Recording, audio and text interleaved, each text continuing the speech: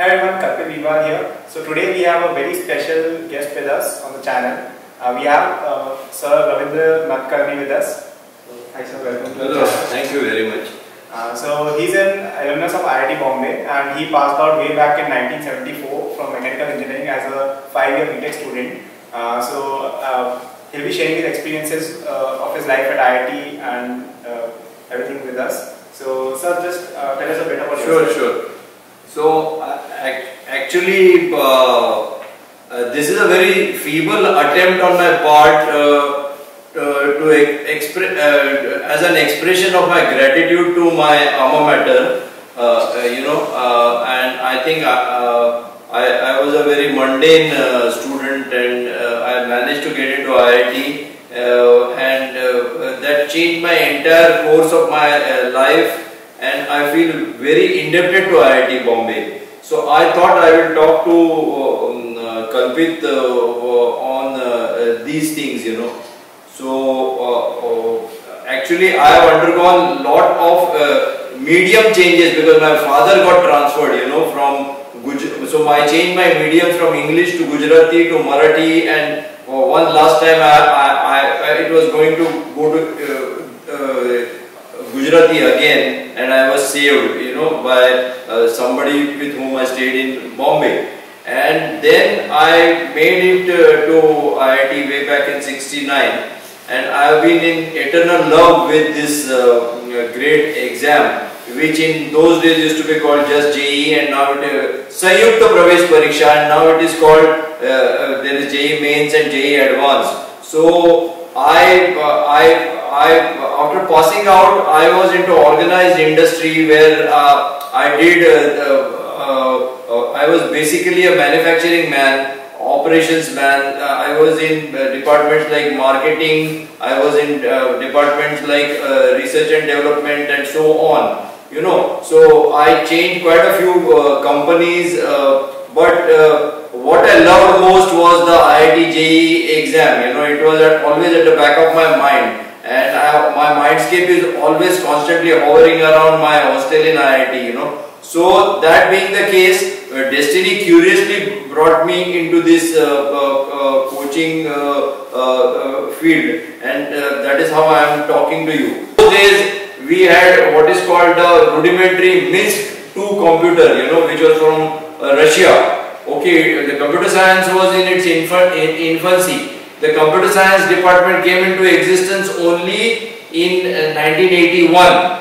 And you know what? People were told that this new branch is coming, and maybe some of you can join that. And the rest, as they say, is history.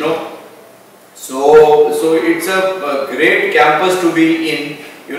I remember names like Professor Hiralal, who was my third hostel warden. I still remember him vividly. And so we had lots of other people. Dr. Sukhatme, I had the good fortune of being taught by him the subject of heat transfer in my mechanical engineering. The campus has also, when I go back, the alumni has given, people like Victor Menezes, Nandan Nilekani, who did so well. But there was a kind of shift, in the whole way of looking at things with the advent of computer science. In somewhere in 1985, I should say, that was a defining year. And there are so many things I can say. There was no Facebook, there was no email, and so what I find when I relate with the young students is that they are sitting in room number 121 talking to somebody on 122 saying that kya bhai kya karta hai kind of thing, whereas in our time it was more rugged contact. We used to have all of us sitting in one room and talking, or one room and playing, and so on. The campus has also, some landmarks of the campus have changed substantially. There was a pond called the Mech Pond, near the mechanical engineering department. It is no more there, So these are some of the landmarks which have kind of vanished. lot of buildings have come up. You know, the number we had just 8 hostels. You know, and the ladies' hostel was there, one small thing right opposite to the director's bungalow. Another thing, but one great thing I have found in IIT is that the library is multiplied tenfold. You know, as a 17-18-year-old person, when I visited the campus just before joining, I was amazed. And what was the biggest point that stuck in my head was there was a number of books, even in those days were so many that there was a lift to take the books up and down, you know, which still exists now also, but the whole library itself is tenfold, you know. So I would like to know a bit about, so a lot of the students on my channel, they are students who are either studying in engineering colleges or they are students who are currently preparing for their IIT entrance. Okay. So I would like to know on a personal level and even for everyone who is seeing this, that what do IITians do after their graduation, and especially you have come a long way since graduation. You graduated more than 50 years back. So what your career trajectory has been so far? How have you evolved as both in career and a person after you graduated from IIT? So just share a bit about that. Yeah, sure. So I started into manufacturing to start with, yes. But I was fortunate to have gone to various functions, you know, so that made me come. First thing, that the first step of evolution was that that going to IIT itself was making getting into a, I would say, a great mini India. Okay, so you got people from all states, you know, in IIT, and so there was a lot to learn from others. You know, that is one point which I would say anybody who gets into IIT, he can learn from others. But at the same time, I will say that having evolved and having gone through the mill of life, I would encourage you people to follow your passion more than being just qualified. So there is something called being qualified and there is something called being educated. So there are lots of people who are qualified but they can be uneducated. Okay. So it is always good, you know, to have keep a range of things. Now what is happening is that in our times people remained into one line for long. Gone are the times, the dynamics has changed substantially, you know,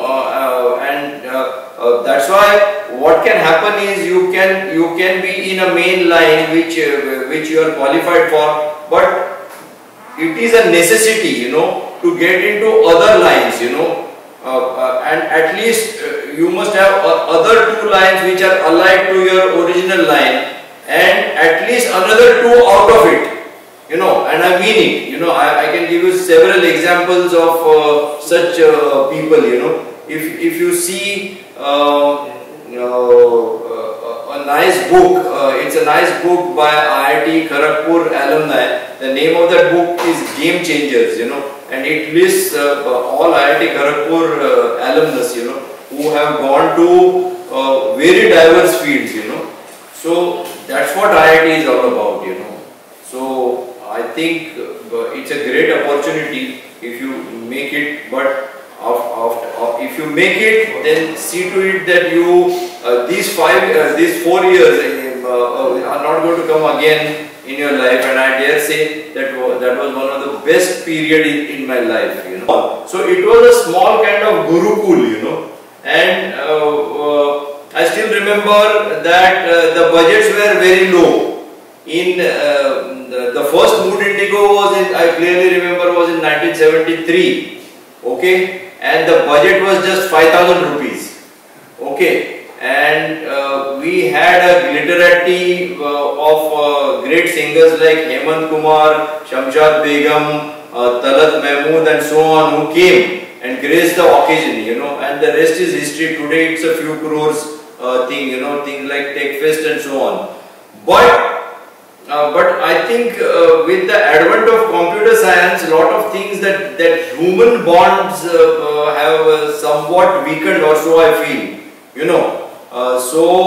Because people want to contact, as I said earlier, from one room to the other, they would just write "Kya kar raha hai be" and kind of thing, you know. And that has generated its own problems. So you know about few people committing suicides and so on, you know. So which was unheard of, absolutely, in my times. Another thing which has changed for the better, I would say, in my entire previous batch, 1 year senior to me, there was only one girl, and in my batch there were two girls, out of which one left IIT because she couldn't cope up. The other girl passed out with us, you know, and so which has changed substantially, you know, and IIT policy makers have done good to have girls quota and so on. That's a very positive point, I would say, you know. Okay, sir. Now I would like to know that now you are 68 years old, right? So you have kind of had you had a huge corporate career. You studied in IIT, met lots of people, and you know. So usually people at this age kind of retire, but you still choose to do something for the society. Yeah. I would like to tell everyone that sir has started a startup which is educational in nature, and I would like to know a bit about that from you. Right. So it is actually one of my students who has come up in a very hard way. His name is Sai Prasad. You know, so Sai Prasad has started this thing called Radhasai IIT, which is currently based in Chembur. And what we are doing is that we would like to have a legacy rather than run-of-the-mill kind of coaching, and that is, we are not going to have more than 15 students. There won't be a 16th student in a batch, and we want to see that we sort of there is something called a machine crafted thing, and there is something called a handcrafted thing, you know. So we would like to carve out a handcrafted thing for the child, you know, in terms of its career, his academic performance closely monitored. You know, so that's what our vision is, you know. So we are not, we are making, I know that it's a drastic departure, but I think there are takers for such a thing, you know. So we want to continue it, we are into it for a sort of, no matter what, we want to make it a successful enterprise, you know. So that's very inspiring that you are contributing towards the society with this cause, and so you can check out the description section for the link of the website where you can check out what Radhasai is all about. So you basically teach students in small batches for their various exams, including IIT JEE. So a lot of so if anyone here is from Mumbai, you can definitely check it out. So what message do you have for students who are preparing for the exam or who are going to enter colleges now?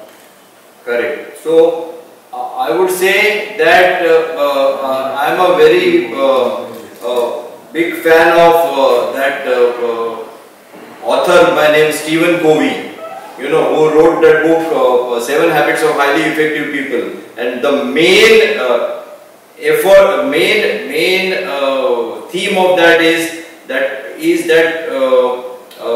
between stimulus and response you have the freedom to choose. So it's the power of the choice, you know. So you are a product of your choices rather than your circumstances. So I have seen thousands of great students, you know, thousands literally, and I have learned more from my students than from my teachers, you know. I know a student who was the son of a blue-collared workman who went on to the famed Massachusetts Institute of Technology, you know, and they used to live in a small dingy place, you know, one room, just hardly one room, you know, and they had tons of problems. I feel very humbled, you know. So the main thing I would say is that the greatest of human endowments is to forego something for a better tomorrow. So if you did that, you will go places, you know. That's the main. If you go on flexing your hand 5 times, 10 times, 100 times, 20,000 times and still continue doing that, then the Mother Nature, who is so benevolent, she gives you a permanent gift, and that is a new strand, a fiber of your muscle. Okay, and the same applies to your brains. Okay, so you can, there is a need for all students to be very much more disciplined, and they start using time as a resource. You know, teachers are resources, books are resources, internet is a resource, and these days one of the worst things that is happening in metropolitan cities is the distraction, which is these mobiles, necessary evils, and other thing is television. So I know people addicted to television, serials and so on. So if you desist from getting into that kind of cult, you can go places. Thanks a lot, sir. Yeah. It was a pleasure hosting you on the channel. Thank you.